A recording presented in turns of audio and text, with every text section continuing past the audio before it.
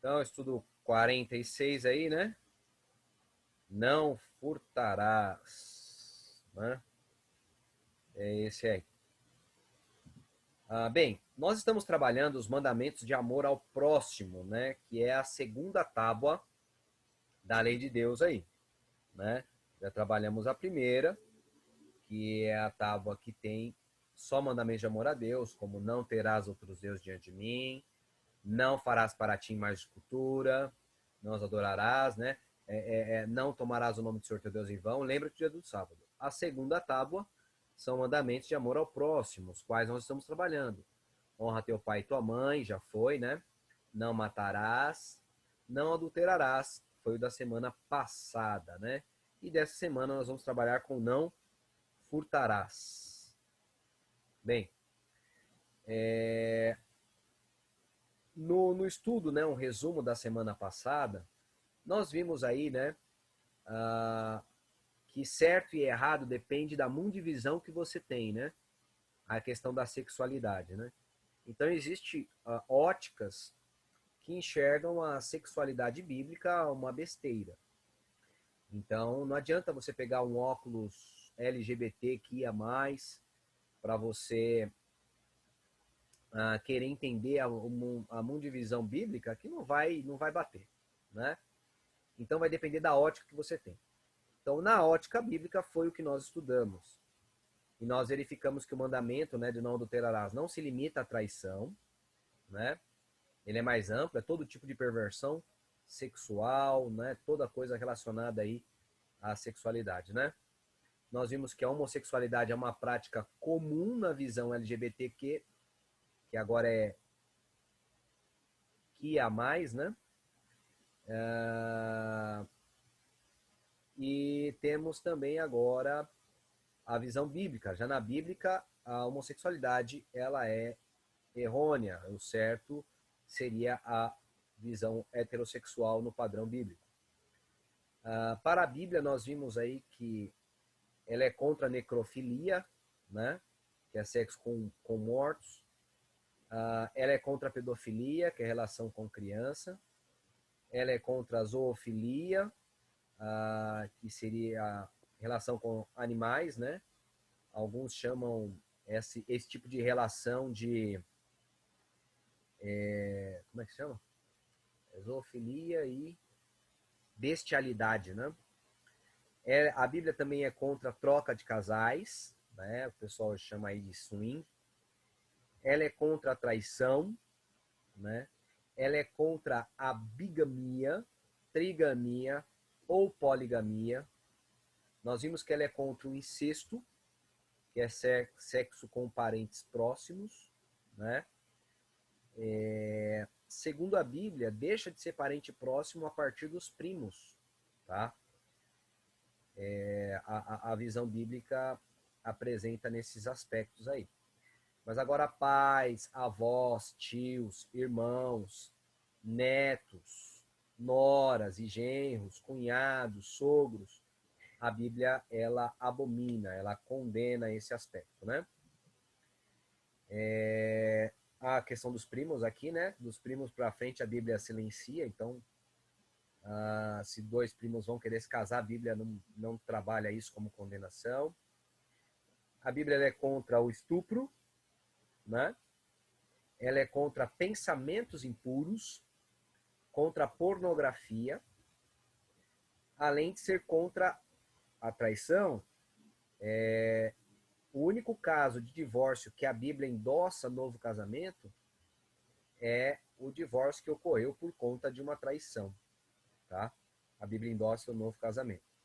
A Bíblia não proíbe novo casamento após a morte do cônjuge. Então, o cônjuge morreu, o viúvo está liberado para um novo casamento, segundo a Bíblia. Então, esse é o mandamento, não adulterarás, e a visão aí da sexualidade bíblica, né? E agora a gente vai trabalhar o quarto mandamento de amor ao próximo e o oitavo mandamento da lei, que é não furtarás. O mandamento não furtarás também é mais amplo do que o simples fato de pegar aquilo que é alheio, né? E a gente vai tratar aí vários pormenores que abrangem esse mandamento, né? Esse mandamento, ele inclui aí todo tipo de desonestidade, que leve a apropriar-se de bens, méritos, pensamentos, influência, posses, terra ou qualquer coisa que não te pertença, você se apropriar indevidamente, né? Então, a Bíblia é contrária a esses aspectos aí, a gente vai ver cada um desses textos aí. Esse trecho aqui eu tirei do Patriarcas e Profetas, e é bem interessante trabalhar aqui essas ideias. Aqui, ó. Não furtarás.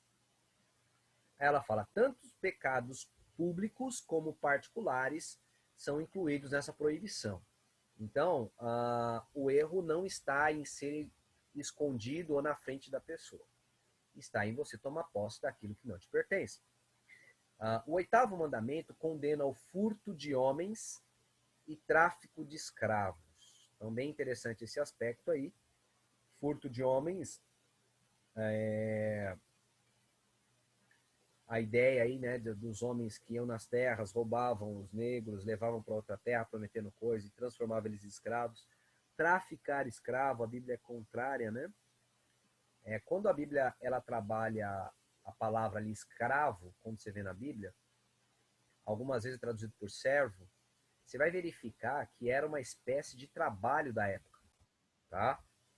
As pessoas sobreviviam trabalhando para um senhor e em troca ele tinha comida, tinha casa, né? E não era que nem aconteceu aqui no Brasil, os caras forçaram a trabalhar, espancamento, aquele negócio, né? A Bíblia relata, sim, na questão aí da escravatura, que o escravo podia apanhar, sim, quando ele fosse desonesto ou alguma coisa, né? Então a gente lembra aí que lá naquela época não tinha cadeia, não tinha nada. Então o cara matou, o cara roubou, o cara estuprou, tal, não tinha, né, Então aí a Bíblia recomendava lá que era possível aí a questão do escravo aí ser fustigado, né? Mas não era algo comum, como aconteceu aqui na escravidão aqui, que não tinha necessidade de ser por conta de roubo nem nada. Batiam por bater mesmo e era uma questão de mais de prazer do que de algo que aconteceu, né? A Bíblia ela proíbe a guerra de conquista, né? E aí você vai falar assim, como assim proíbe a guerra de conquista? Israel se envolveu em várias batalhas de conquista. Aí você precisa, na realidade, olhar que Abraão era dono da terra, a terra era dos seus descendentes, e Abraão gerou Isaac, que Isaac gerou Jacó, Jacó gerou ali os 12 patriarcas, e eles viviam felizes aí. Aí os irmãos acabaram vendendo José para o Egito, e numa época de fome, a família de Jacó, descendentes de Abraão, que eram proprietários da terra, tiveram que sair de sua terra para ir para o Egito. Foi lá com umas 75 almas, né? 65 ou 75, sei lá. Eles foram para o Egito e deixaram sua terra vazia. E aí a terra foi invadida pelos cananeus ali, né? Eles dominaram toda a terra ali que pertencia a Israel. E agora, quando eles saem do Egito, eles querem voltar para a sua terra. E ao eles tentarem voltar para sua terra, obviamente ela está tomada pelos adversários. Então as guerras que Israel se envolveu não eram guerras para tomar terra, para conquistar terra, eram guerras para reaver sua terra. E tanto porque você vai verificar que normalmente eram os povos que atacavam Israel. E aí então Deus os abençoou na reconquista da terra de Canaã. Tá? Então a Bíblia trabalha contra essa ideia de eu ir invadir uma terra, acabar, matar com os povos para pegar aquilo que pertence a outros povos aí. A Bíblia condena o furto e o roubo.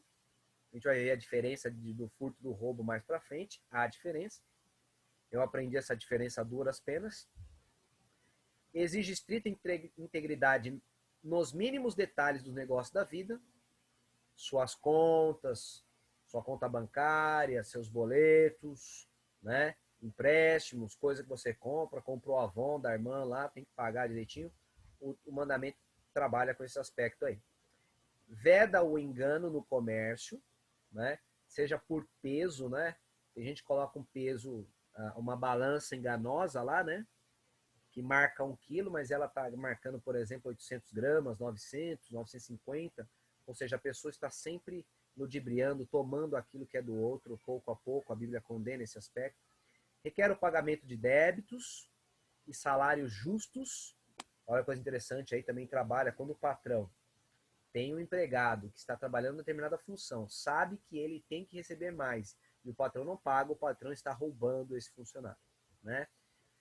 Declara que toda tentativa de obter-se vantagem pela ignorância, fraqueza ou infelicidade de outrem é registrada como fraude nos livros do céu. Então, bem interessante aqui, essa tentativa de obter vantagem pela ignorância da pessoa, né? Você vai vender um carro aí, você sabe que o carro está arrebentado, está podre, e você não passa para a pessoa quais são todos os elementos que está envolvendo essa venda, né? Então a palavra de Deus aborda esse aspecto aí, né? Então esse é um resumo geral ali que a gente tirou de um dos parágrafos do Patriarcas e Profetas, não do capítulo A Lei de Deus, mas o capítulo Israel recebe a lei, né? Então só tem um resuminho ali, mas você pode se aprofundar, porque há um capítulo que vai trabalhar essas questões mais profundamente. Há vários textos aí do Espírito de Profecia nesse aspecto. Vamos nós entrar aqui então no nosso estudo aqui. Percebam aí que cada parágrafo é muito parecido, né? Os filhos têm a obrigação de amparar seus pais na velhice, seja material, seja espiritual, ainda que os pais, assim vai. Aí aqui já muda um pouquinho, tá vendo? O minúsculo, mas ó, a mesma passagem, ó. Os mesmos filhos têm de amparar os seus pais na velhice, seja material, seja imaterialmente. Então acrescentou isso aqui, ó, dentro, né? Ainda que os pais tenham condições econômicas, financeiras e sobrevivendo e tal, tudo. Então, você percebe que é o mesmo texto. Os filhos têm a obrigação de amparar os seus pais, seja na velhice, seja material, seja imaterialmente. Aqui já é parecido com esse, mas já é diferente desse. Ainda que os pais tenham condições econômicas, financeiras, sobrevivendo, e assim vai, né?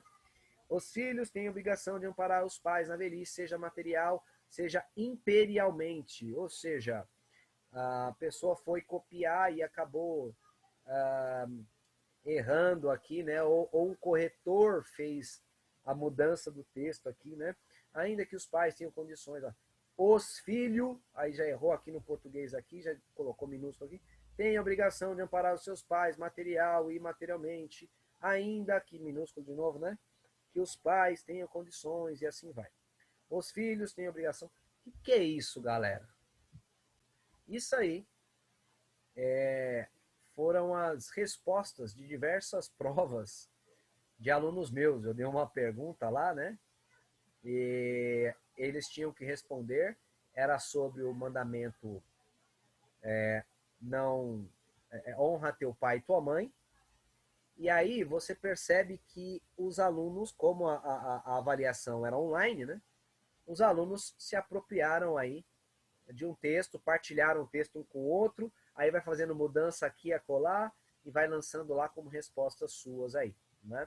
E aí eu peguei todos esses alunos aí, tá? Então, esse tipo de desonestidade, né, que a gente conhece como cola, né? O mandamento, ele trabalha ao contrário. Isso é um roubo das ideias alheias, um engano, né? Valendo-se daquilo que é dos outros, apropriando-se daquilo que é dos outros como se fosse seu, tá? Então o mandamento abrange esses aspectos aí de falsidade. Outra coisa que o mandamento trabalha aí é a questão da pirataria, né? A gente percebe aí que a pirataria cresceu demais aí, né? E a ideia da gente, de repente, pegar um material que foi produzido para venda e aí a gente não dá o devido valor ali que a pessoa empregou, investiu e coisa do tipo, e aí a gente vai lá, xeroca sem autorização, né? Tem leis em relação para isso, né? Por exemplo, em relação a livro, você pode tirar cerca de 10% da cópia do livro, tal. Então, a gente precisa verificar essas questões da lei aí, né? E tem outros ainda que fazem isso, né? Faz essa pirataria, não é nem para uso pessoal, o cara ainda vai vender, que só piora a situação, né? Ele ganha dinheiro em cima de um outro cidadão, né? Então a gente tem que ficar de olho nesse aspecto aí, que não é uma coisa abonada pela palavra de Deus aí, né? Eu acho que o negócio hoje fica bastante complexo quando a própria pessoa coloca lá na internet a coisa dela, né? E aí ela colocou a público. Na internet é terra sem lei. Então o negócio é bastante complexo. Então, muito difícil não baixar porque foi para lá. Agora, é complicado quando a gente se apropria como se fosse nosso e tudo mais. Então tem esses aspectos aí que a gente precisa refletir e permitir que o Espírito Santo toque os nossos corações aí para a gente verificar. Tá? O mandamento abrange essa questão de pirataria, o que priva o cidadão, o amigo ali, do lucro de um trabalho dele, que ele produziu, que ele estudou, que ele montou, que ele orquestrou, que ele pagou, seja um CD, um DVD, que ele pagou para ser produzido. Né? O mandamento, ele trabalha tanto com furto como com roubo. Vamos lá pensar aqui, porque furto é diferente de roubo. Eu aprendi isso aí às duras penas, né? Roubaram meu carro ali na Lapa. E aí, o meu primo, né, tinha passado o carro para mim com um sistema chamado Car System. E o que é Car System? Car System era um sistema de carro que ele rastreia o carro onde está. Aí vai o motoqueiro até lá, o cara fica de longe e tal, tudo, espera você chegar e fala, ó, o carro tá ali. E aí tem todo um trabalho aí que é necessário ser feito. E o carro tinha car system, que eu achava que era seguro, mas não é seguro coisa nenhuma. Mas aí eu fui, liguei para a car system, aquele negócio, passei a coisa, ele falou, não, tá tudo bem. E aí ligaram para mim porque acharam um carro. E eu fui atrás do carro, né? E aí eu peguei o carro, só que o carro estava numa região, assim, numa rua meio que morta, sabe? E eu precisava sair dali. E o cara mexeu no carro, fez uns esquemas lá, prejudicou tudo. E aí nós conseguimos mexer e ligar o carro. E aí eu tinha que sair dali, né, com o carro. Entrei dentro do carro e fui para a polícia, para a delegacia. Quando eu cheguei na delegacia lá embaixo, achando que ia receber, né, ser bem recebido, coisa do tipo, os policiais me trataram como se fosse bandido.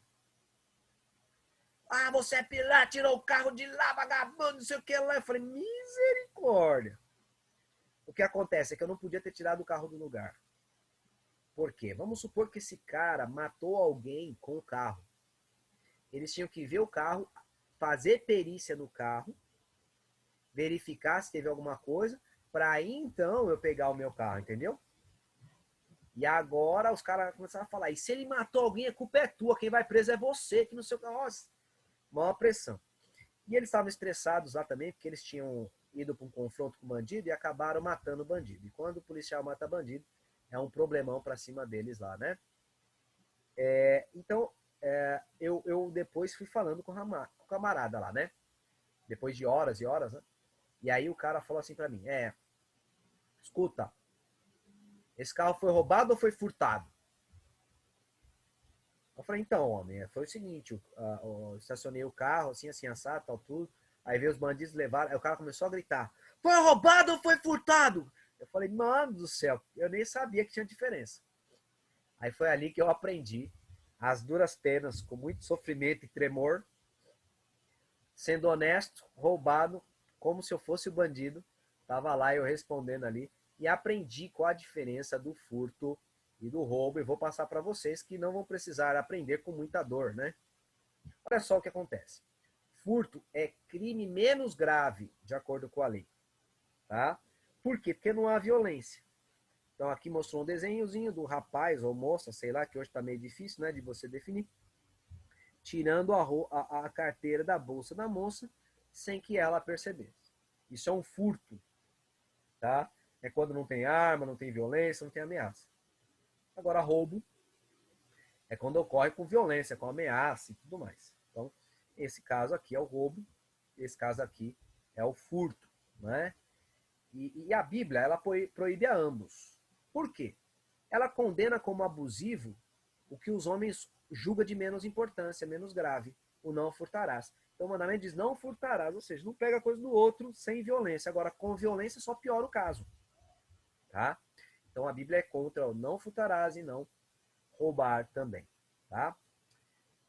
Em 1 Timóteo 5,18, a gente vai vendo aí alguns aspectos desse mandamento. Né?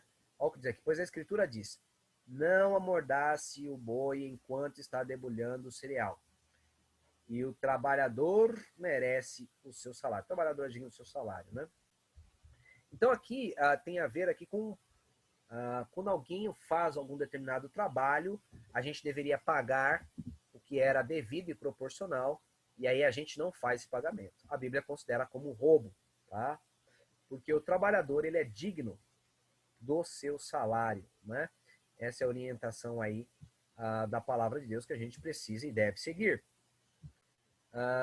Não deseje, o mandamento diz, né? Não deseje a esposa do seu próximo, não deseje a casa do seu próximo, nem seu campo, nem seu servo, nem sua serva, nem o seu touro, nem o seu jumento, nem coisa alguma que pertença ao seu próximo, né?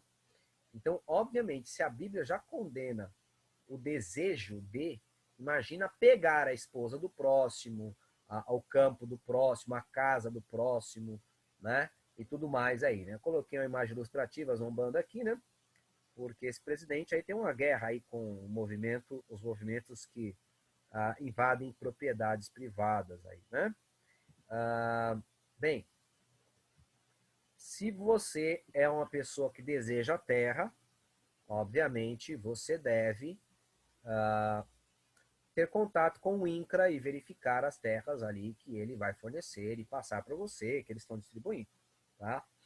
Agora, quando se parte para movimentos dessa linha, tá? E vocês não pensem que essas foices, facões, machados, eles estão indo para desbravar uma terra e tudo mais, e cortar mato e trabalhar, né? Óbvio que são instrumentos de trabalho, mas eles vão dessa maneira e eles acabam matando. Inclusive, domingo passado, eu estava conversando com uma amiga, eu tenho uma amiga de um desses movimentos, e a gente tem divergências diametrais aí, né? Inclusive, ela elogiou muito Cuba e tudo mais tal. E enquanto nós estávamos conversando num lugar sem internet, né? Ela falava bem de Cuba. Então a gente não estava vendo o que estava acontecendo em Cuba, né? Senão eu tinha mostrado na hora ali para ela, né? Não tinha internet ali na região. Então nós conversamos ali e ela achava, não, a terra está improdutiva, a gente vai lá e entra mesmo e tudo mais e tal. Bem, a palavra de Deus não é a favor disso, tá? A palavra de Deus, ela fala, não remova o marco do seu vizinho. Ou seja, a terra que pertence a ele não deve ser subtraída. Quando você move o marco, você diminui a terra do seu amigo e aumenta a sua. Então a Bíblia proíbe esse aspecto, tá? Em nenhum lugar na Bíblia você vai verificar esse aspecto aí, né? Então, esses movimentos são complexos demais. Esse aqui é meu nome, tá vendo? Você joga o meu nome no Google e aí você vai ter aqui, ó, Weder Alves Barbosa da Silva, né? Aqui é um currículo, né? Graduado em Letras na Uniesp 2007, habilitado para atuar nas áreas de língua portuguesa, inglês, suas respectivas literatura e tudo mais, né? Então, tem aqui minhas informações aqui. Mas um outro dado de Weder Alves Barbosa da Silva que eu quero que vocês tenham é esse aqui, ó. Tá? Jus Brasil, tá vendo? Encontrou 2 processos de Weder Alves Barbosa da Silva nos diários oficiais. Todos os processos são do Tribunal Judiciário de São Paulo e tudo mais, tal.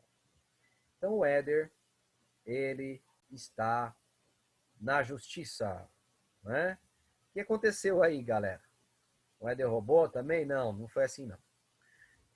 Eu tinha uma casa em Itaquaquecetuba. E essa casa minha em Itaquaquecetuba, nós a deixamos ali quando nós fomos nos tornar missionários.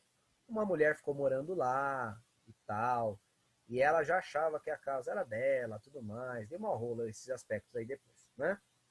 Eu sei que é o seguinte, nós fomos para Minas Gerais ser missionários, passamos 3 anos lá. E depois nós fomos para a Bahia fazer teologia. E lá eu comecei a estudar a teologia, e aí a ideia era também fazer mestrado. Eu comecei a fazer mestrado em educação. E aí eu fui vender minha casa. E quando eu fui vender minha casa, eu estava na Bahia e entrei em contato com uma amiga aqui que ela funcionou como procuradora. Passei a procuração para ela, e ela que me passou esse caso até, falou, ó, não, tem um cara aqui e tal, e assim foi. Ah, não, ele já comprou casa de não sei quem, assim, assim, enfim, era amigo de confiança dela, assim, né, era alguém conhecido de confiança dela, e aí eu passei minha procuração para ela. O que o cara fez? Enganou a minha procuradora, dividiu minha casa no meio, vendeu a minha casa para 2 famílias e sumiu sem me pagar. Aí eu tive que trancar o mestrado, paguei a multa rescisória ainda. E aí foi chato demais, né? Coisa triste para arrebentar que aconteceu aí na minha vida. E até hoje eu sou sem casa. Então esse processo aí que tem aí é da minha casa que foi roubada. A Bíblia também é contra isso. E, gente, é muito chato mesmo. E o processo aí já está aí há uns 6 anos aí, né? Uns 5, 6 anos. E fazer o quê? Não tem o que fazer. Porque eu, segundo a lei, não posso invadir lá e entrar na minha própria casa. Eu tenho que entrar no processo e aguardar que saia esse processo da reintegração de posse. Então, gente, é uma novela muito grande. É uma novela muito grande, muito chata, muito triste. E Deus espera aí que a gente seja fiel nesses aspectos. Não é bom, Deus não olha com bons olhos esse tipo de procedimento aí que o camarada fez comigo aí, né? Vamos verificar mais coisa aqui. Já falamos aqui sobre legítima defesa, né, no mandamento não matarás, mas é interessante verificar esse texto da Bíblia porque ele trata de ladrão. Olha o que ele fala. Ó. Se o ladrão for achado roubando e for ferido e morrer, o que o feriu não será culpado de sangue. Então olha só que coisa interessante aí. A Bíblia ela é contra a legítima defesa. Ela está tratando aqui do cara que invadiu a casa de alguém à noite ali, tal tudo, o cara matou o outro. Pois é, meu filho. Você foi roubar, morreu, dançou, meu irmão. E a Bíblia, ela não é contra esse tipo de procedimento aí, né? A gente vê um texto aí, claro, nesse respeito aí, em Êxodo 22, versículo 2. Outra desonestidade aqui que a Bíblia vai trabalhar contra é a desonestidade amorosa. Alguém que granjeia a afeição de uma pessoa sem querer um relacionamento sério. Hoje tem muito disso aí, né? Rapazinho vem lá com aquela conversinha mole, papapá, e rouba o coração da moça. Alguns levam até para o casamento, coisa tipo, mas rapidamente pula fora, porque na realidade ele estava em busca só dos prazeres, né?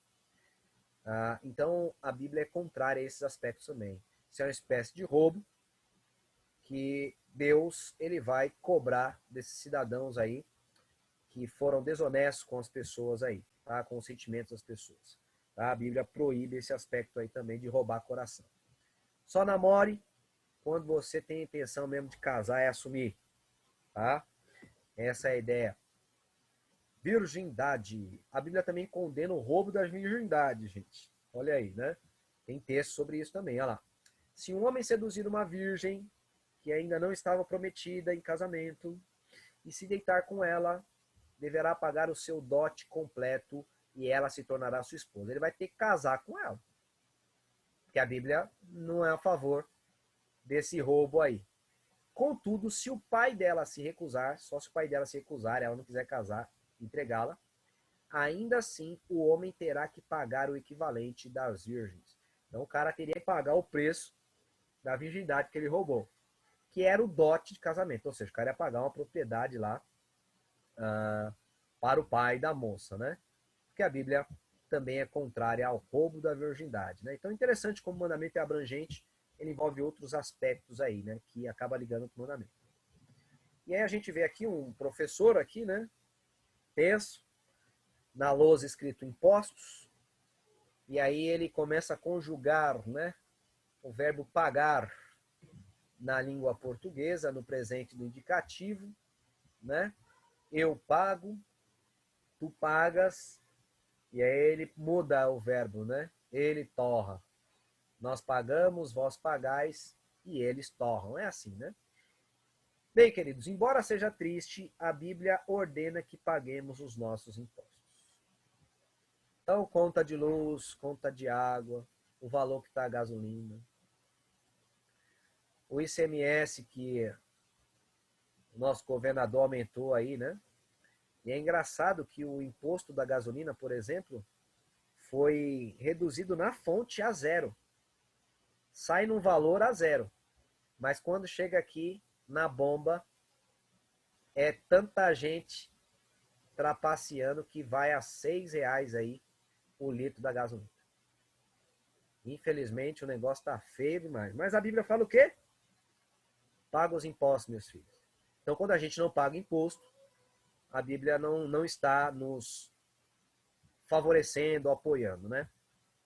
Isso foi o próprio Jesus disse pessoalmente, respondendo uma pergunta direta, né? Então, dei a César o que é de César e a Deus o que é de Deus. E essa resposta que ele deu foi uma resposta para a pergunta, né? Se era certo pagar os impostos. Ele falou, dá para o César o que é do César, dá para Deus o que é de Deus, né? Inclusive, Jesus pagou imposto indevido. Olha que coisa tremenda, Jesus pagou imposto indevido, que era o imposto da didracma.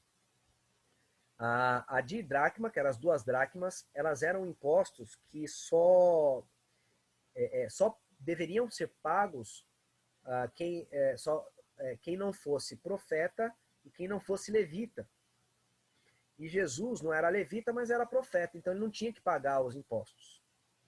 E mesmo assim ele foi lá, mandou Pedro pescar, pegou as dracmas e pagou por ele e por Pedro. Então a gente verifica esse aspecto de Jesus aí, que até impostos injustos ele acabou pagando, né? Mas é uma coisa aí para a gente ficar tranquilo, é que Deus vai cobrar cada centavo, né? Dos que foram infiéis aí, tá?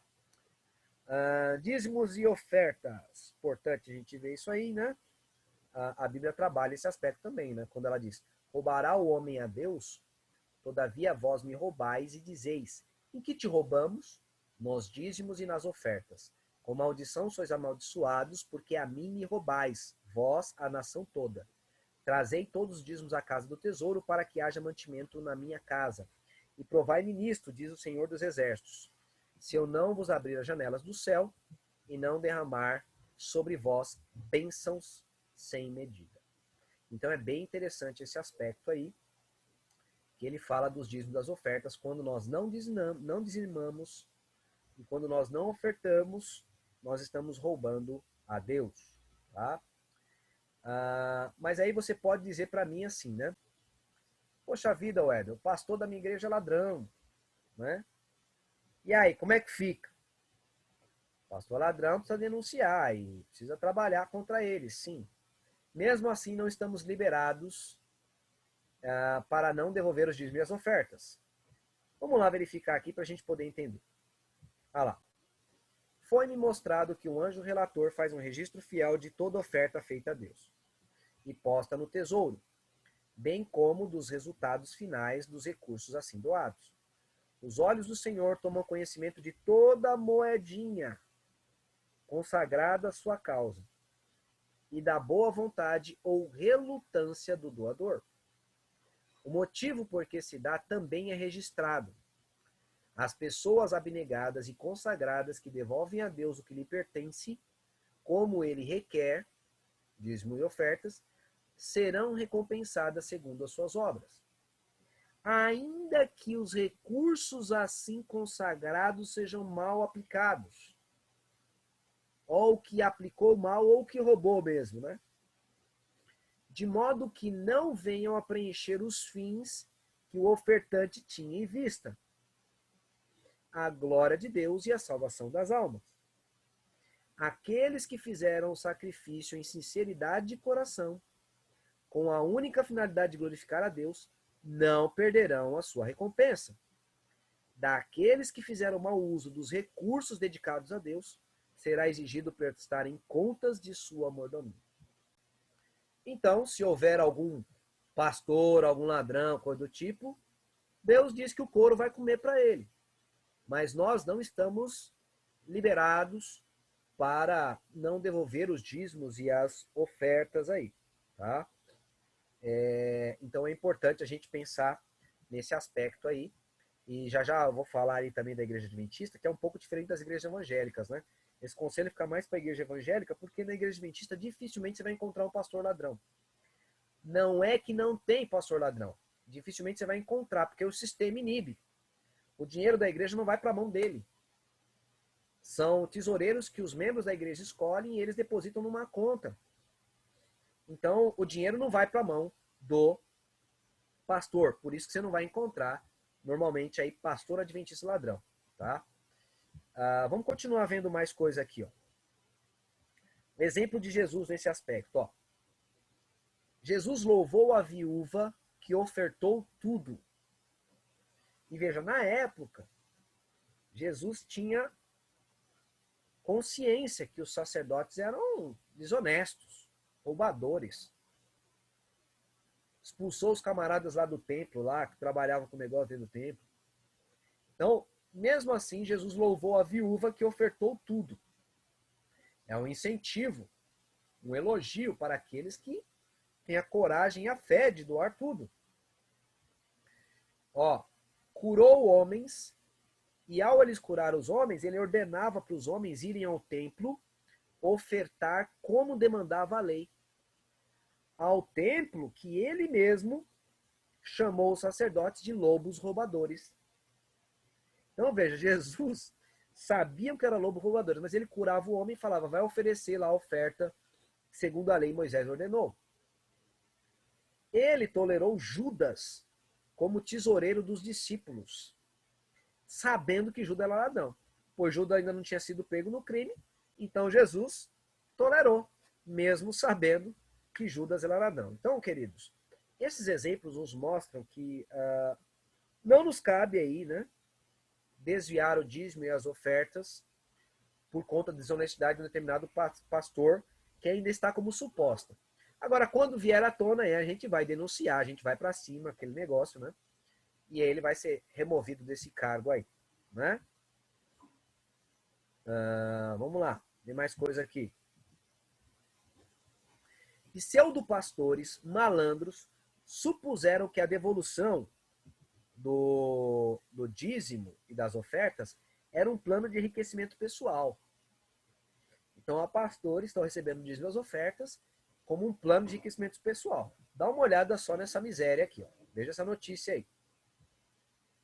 Em vídeos divulgados na internet, Valdemiro Santiago oferece, por até R$1.000, grãos de feijão que poderiam curar pacientes graves da Covid-19.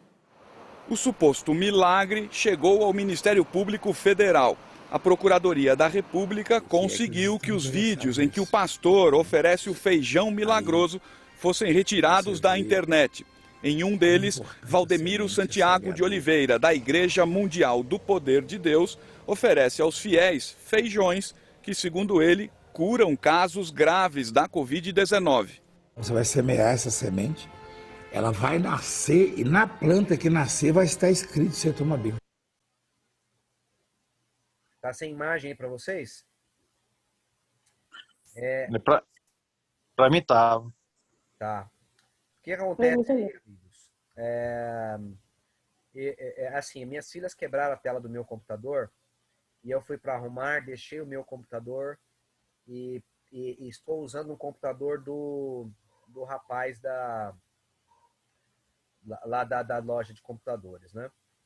E esse computador, ele não tem boa imagem, a câmera está com problema e ele não está filmando a própria tela, né? Para vocês aí. Eu acho que se eu mostrar no YouTube, talvez dê. Vamos lá. Pegar aqui.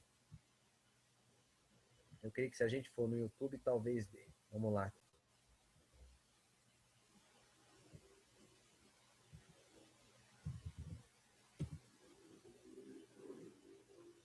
Vocês estão vendo a tela do YouTube aí? Tá de boa, tá de boa. Ok, vamos lá.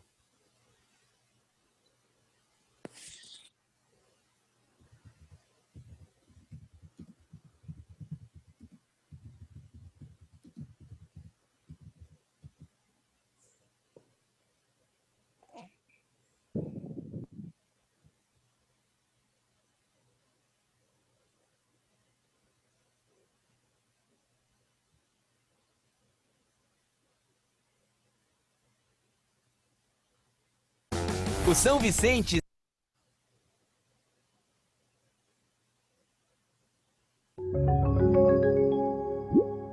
Você vai semear essa semente, ela vai nascer e na planta que nascer vai estar escrito você toma bênção. Mas isso é enganar? Não, você que está enganado. Você viu na última reunião de bispos e pastores, um laudo médico, gente curada de coronavírus, e estado terminal, né? Podemos dizer assim, gravíssimo. E Deus operou e fez maravilha. E está ali o exame para quem quiser. O propósito que eu vou fazer é de R$1.000 para cada um. E muitos que estão me assistindo também vão fazer de R$1.000. E outros vão fazer de R$500. E finalmente outros vão fazer de 200 e até R$100.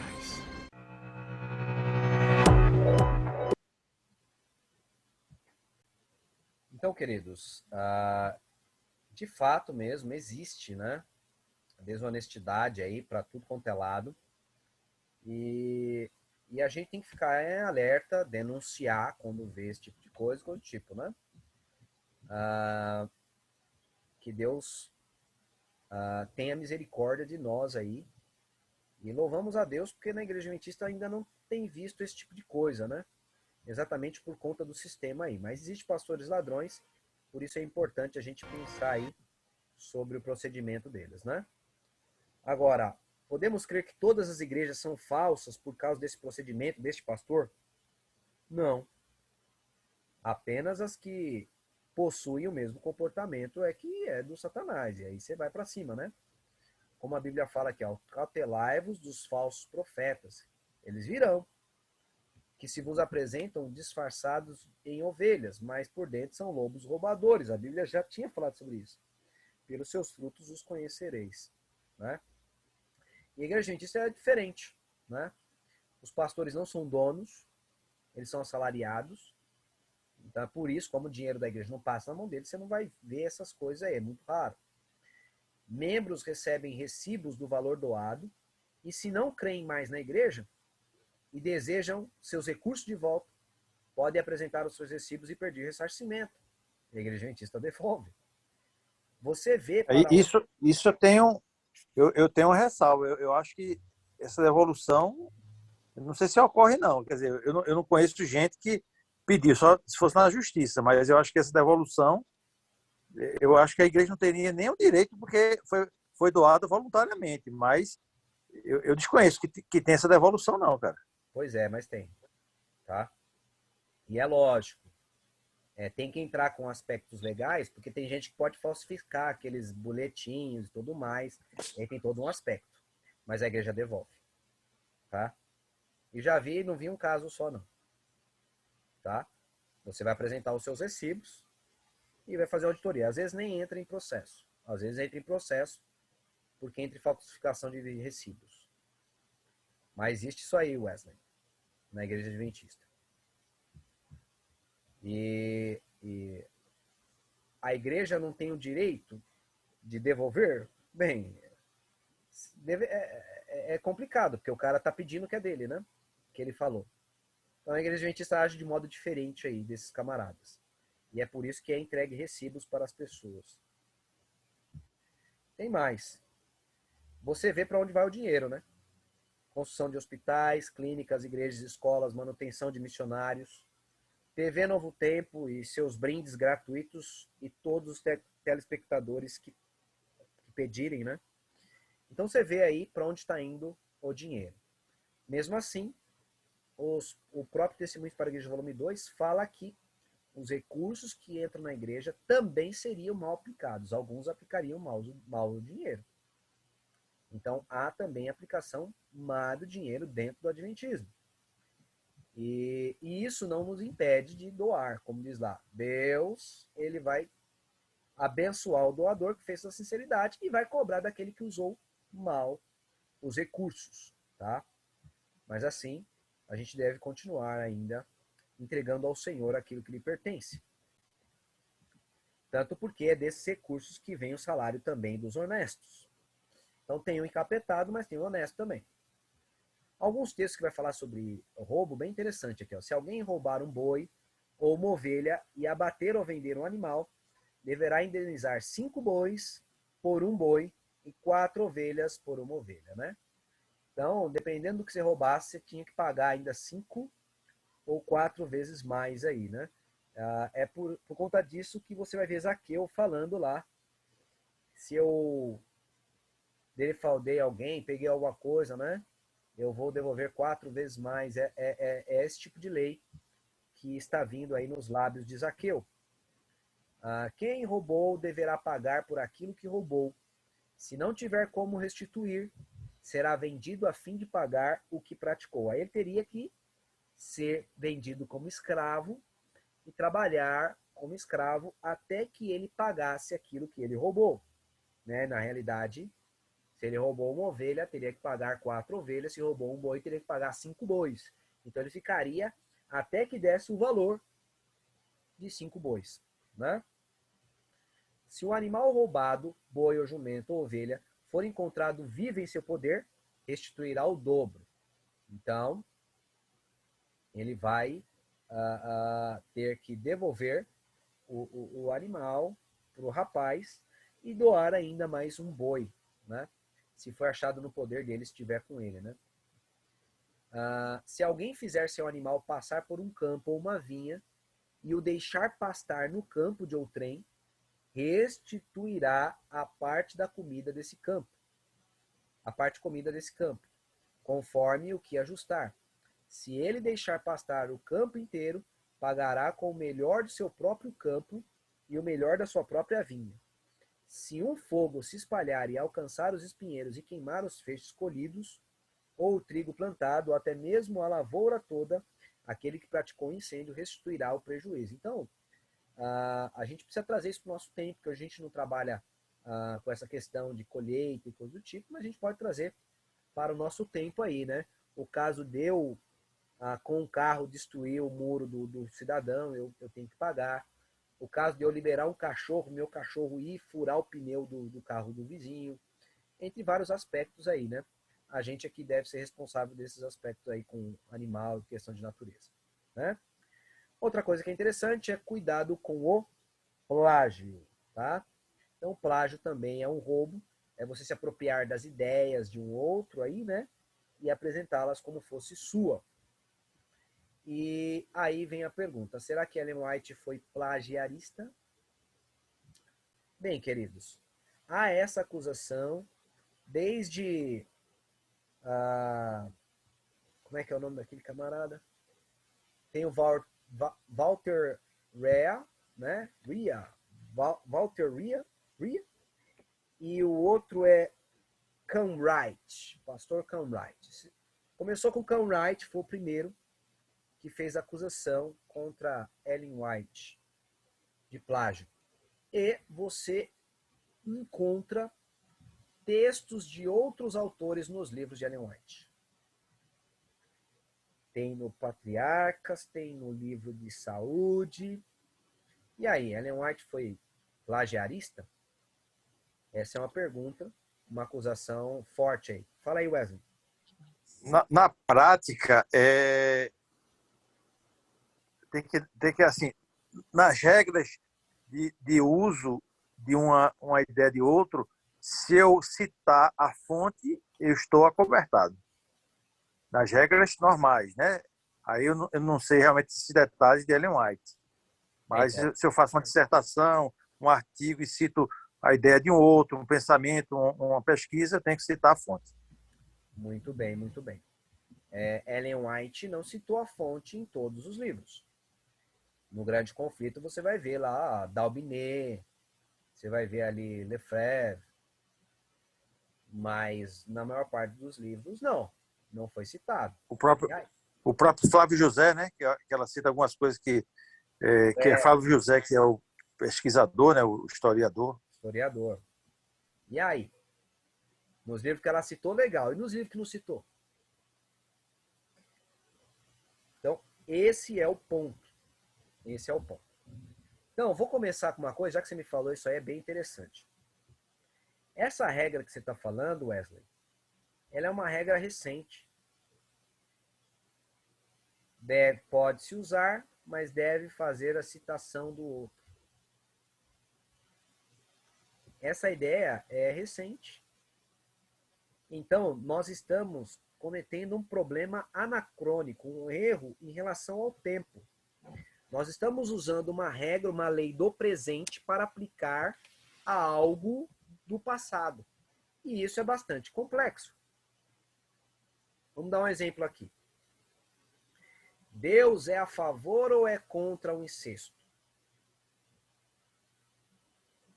O que vocês acham aí? Rose, Cristina, Wesley. Deus é a favor ou contra o incesto? Contra. Beleza. Contra, com certeza. Beleza. Deus é contra. Agora, deixa eu explicar, fazer uma pergunta para vocês aí.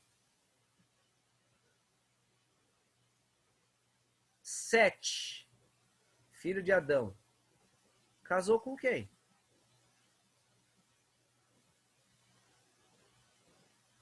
Provavelmente com uma irmã ou sobrinha. Não, com certeza com uma irmã. Sobrinha não tinha sobrinho. Como é que você sabe se os outros irmãos não tinham deixado filho? É, porque Abel estava morto e não ia casar com a filha de Caim, né? Querida, tem razão. Casou com a irmã. Não, mas não entenda. Tem que casar com o irmão. Alguém casou com o irmão aí. No começo, sim. Depois Deus proibiu. No começo não tinha outra saída. Tinha que ser com o irmão mesmo. Muito bem, ouça só. A lei foi depois, né? Exatamente, nós já explicamos isso, ó. Quando você estava falando aqui, aí eu comentando aqui que Tânia está comigo aqui, eu disse, olha, Joquebede era tia de Arão. Arão casou com a tia, né? Mas só que a lei foi depois. A gente estava comentando aqui. A Sara era meia-irmã de Abraão. A Sara era meia irmã. Então, vamos lá. Entenda aí. Queridos, Deus não é contra o incesto. Deus passou a ser contra o incesto depois de um tempo, por razões óbvias e da sua sabedoria. No princípio, quando ele criou, não tinha problema quando não tinha mal, não tinha problema a relação entre irmãos. Agora, ele viu que ao desenvolver a humanidade no pecado, o ser humano tornou-se mal. Então, ele, para proteger o ser humano da barreira genética, que viria posteriormente, e para proteger também as irmãs dentro de casa, imagina se fosse liberado, nessa época que nós estamos aqui. Essas coisas acontecem, abusos de irmãos, de filhos, acontece hoje, com Deus proibindo, você imagina sem proibição. Então Deus, em Moisés, que é o que? Acho que foi uns 2000 anos depois, em Moisés, é que ele vai orientar, ele vai proibir o incesto, o casamento entre irmãos, ele vai criar o incesto, né? Então entenda, é só depois da lei que vira pecado. Sem lei não há transgressão, diz Paulo. Então, o que é interessante? Nós precisamos, na realidade, verificar quais eram as regras de uso literário de um outro autor na época de Ellen White. Ao a gente verificar as regras que eram impostas legalmente a ela, é que a gente vai entender Ellen White a partir de então do momento que ela vivia. Vamos lá, dar uma olhada aqui nesses aspectos, porque plágio e uso literário é um pouco diferente, tá? E as leis de hoje são diferentes das leis do passado. Vamos lá. Aspectos legais da acusação de plágio aí, tá? Isso é um documentozinho que tá até na internet, você pode buscar isso aí, tá? Eu vou passar para vocês até mesmo, vou jogar no grupo. Em 1981, o senhor Brian Jones contratou os serviços de um especialista em leis e direitos autorais, Vincent Ramsey. E Ramsey, na tentativa de obter a opinião de um especialista de leis para saber se Ellen White era ou não culpada das acusações. Então ele foi contratado exatamente para isso. Foram informadas a Ramsey todas as acusações contra Ellen White.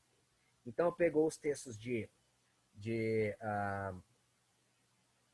Walter Hare, pegou os textos lá do pastor Camwright, entregou para ele, e todos os documentos em defesa preparados pela igreja, tanto quanto os relevantes livros envolvidos por acusações de Ellen White. Então deu os livros nas mãos do cara. Então, tá aqui, ó, esse livro, tá aqui, ó. Esses são os acusados de plágio. Ao ler as acusações e a postura e a defesa da igreja, Ramsey estava inicialmente inclinado a favor da posição dos críticos. Então, Ramsey foi contratado, ouviu a igreja, só assim, sei. Para ele falou, Ellen White, meu irmão, ó, roubou textos. Só que agora ele tinha que fazer um estudo em Ellen White, nos livros dela, nas acusações, nas defesas da igreja e nas leis da época. O Éder, Oi, filho. rapidinho, só uma contribuição. Eu, esse ano, já fiz uma perícia contábil da minha área. E quando você é um perito, embora eu tenha sido assistente do perito, eu ajudei ele a fazer o laudo técnico, a questão, quando você é contratado, você tem que ser imparcial. Você não pode ficar nem de um lado nem do outro. Tem que ser imparcial. Como o juiz deve ser imparcial. Então, na verdade, esse cidadão que você citou aí, ele era um perito para que desse um laudo. Eu acho que é por aí, entendeu? É só uma isso. contribuição. Só que quando ele recebeu o material e ouviu a igreja, ele estava sendo contratado pelo pastor da igreja para que ele pudesse fazer uma auditoria. Na hora o cara já falou, é porque ele próprio vai falar. Não entendi, Cristina. Nada não, desculpa. Ele mesmo pegou o material e ele falou assim, bem, eu tô a favor desses críticos aí. Essa igreja está me contratando, acho que na malandragem. Então, ele próprio chegou a essa conclusão a princípio. E isso é ele que fala depois. Agora, vamos continuar para a gente ver os resultados disso. Tá? Ele gastou mais de 300 horas no estudo de mais de 1000 casos de lei literária norte-americana, de 1790 a 1915, que foi o ano da morte de Ellen White. Então o camarada passou estudando as leis da época, no contexto de acusações críticas e respostas da igreja em sua defesa. Após algumas semanas, Ramsey entregou um breve documento, com aproximadamente 50 páginas, contendo sua opinião legal. Ellen White não foi culpada. Não procede. Ellen White está dentro dos padrões legais do uso correto, concernente a um escritor usando materiais de outros em seu tempo. Esse foi o resumo do cara. Ele também deu testemunho pessoal, sem nem mesmo ter sido solicitado, concernente à sua leitura dos livros de Ellen White. Olha o que ele disse. Sou um homem mudado. Nunca mais serei o mesmo Vince Bright. Ramsey, né? Ramsey foi posteriormente entrevistados por Roger Kuhn e outros líderes da igreja por 2 horas. Cada palavra foi eletronicamente gravada e depois transcrita literalmente. Então, queridos, tem a entrevista que eu vou passar para vocês com o Remick, para vocês darem uma olhada no testemunho. O cara acabou mudando de vida, se converteu depois de ler os textos e considerou Ellen White como dentro do padrão que era usado no seu tempo. Mas se você quer chegar à conclusão que Ellen White é uma ladra, beleza? Vai ter que atribuir, tá? Vai ter que atribuir o mesmo problema à Bíblia. Por quê? Porque na Bíblia também há o caso de empréstimo literário, sem citar autor. Vamos lá. O empréstimo literário era bastante comum entre os escritores da Bíblia, começando com o Pentateuco de Moisés e terminando com o Apocalipse de João. Vamos lá. Velho Testamento. Moisés, ao escrever suas leis, tomou emprestada algumas das leis do grande legislador mesopotâmio Hammurabi. Tá? E aqui ele cita um exemplo aqui, ó. Se um cidadão roubou um filho de outro cidadão, ele deverá ser morto. Êxodo 21, verso 16. Moisés não disse que foi do código Hammurabi que foi achado. Mas, queridos, o código Hammurabi anterior a Moisés tinha essas leis. Tinha a lei não matarás, tinha outras leis que se encontram nos escritos de Moisés. Então, queridos, como é que a gente entende esse aspecto? Era empréstimo literário. Na época, não era lei dizer, olha, tem que dizer o nome, fonte, página. Não, nem tinha esse tipo de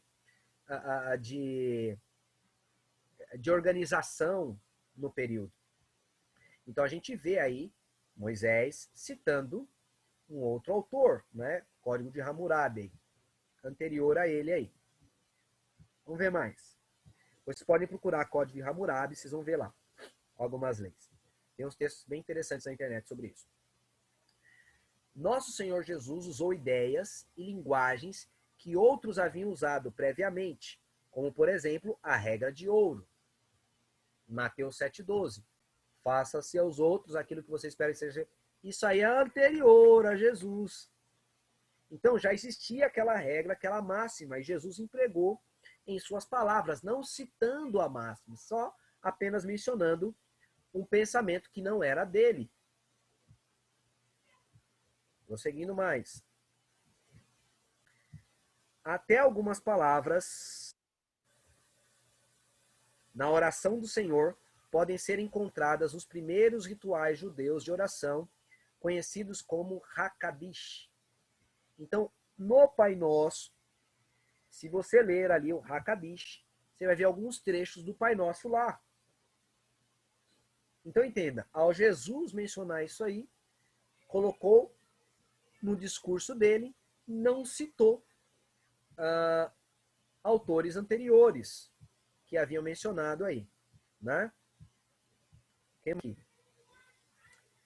Tanto Judas como no Apocalipse de João, nós encontramos materiais do pseudepígrafo livro de Enoque, escrito 150 anos antes aí desses livros, por um escritor não conhecido que usou o nome de Enoque.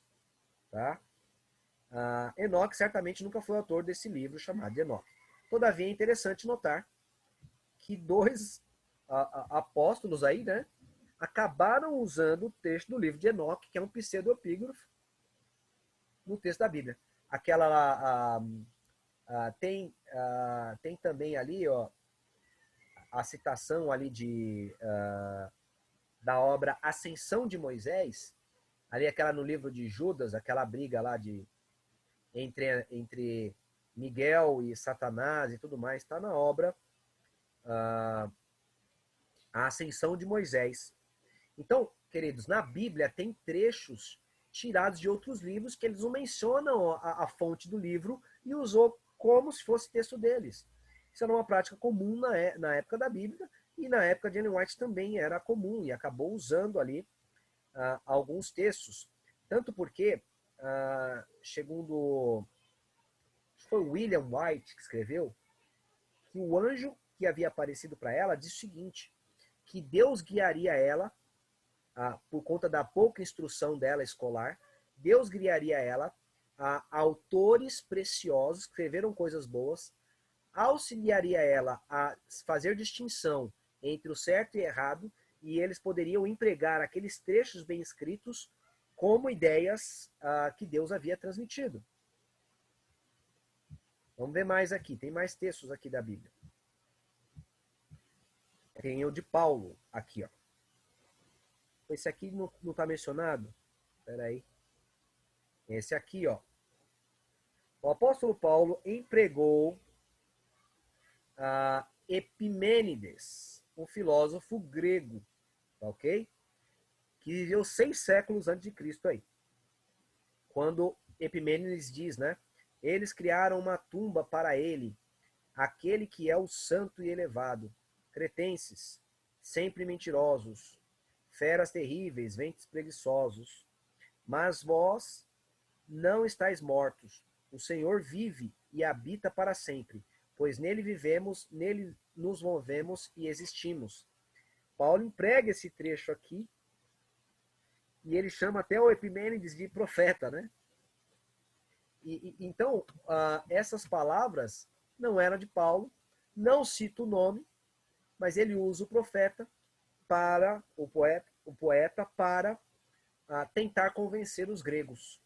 Fez uso, foi para o livro e ele não mencionou o autor. Então, a gente verifica que as mesmas dificuldades que se encontram em Ellen White nesse aspecto, encontra-se também na Bíblia. E por que aconteceram? Porque eles foram desonestos e tudo mais? Não. Essa lei aí de mencionar nome, a quantidade de texto que se pode ter de um autor numa obra, são leis modernas. Então, quando a gente quer dizer isso aí, é um roubo que ela fez, né? É um plágio. É, na realidade, aplicar leis da nossa época para a época dela lá, né? Então, esse aspecto. Uma coisa interessante aqui, ó, que eu acho que vocês podem recorrer para ter mais profundidade nesse aspecto aí que a gente está discutindo, é dar uma olhada nesse livro aqui, ó, tá? O livro Espírito de Profecia, tá? Do pastor Renato Stêncio, tá? Especialmente aqui das páginas 149 a 170, você vai ter esses textos aí mais bem explicados. Isso aqui foi, na realidade, um resumo de todo o material aí encontrado nesse aspecto aí, tá? E é isso aí, queridos. Que Deus abençoe vocês. E assim fechamos mais um estudo aí, dessa vez sobre não furtarás. Se tiver alguma pergunta, só fazer agora. Bênção pura. A glória a Deus. Nem gravei você falando aqui. Tem uma coisa aqui, ó, que o Wesley colocou aqui também, né, sobre roubar. TV pirata e sinais de TV a cabo, né? Os irmãos fazendo os gatos. O gato na eletricidade também, né? É roubo, né? É roubo. Tem que pagar como Deus deseja aí, tá? Queridos, que Deus abençoe você, tá? Deus abençoe ricamente.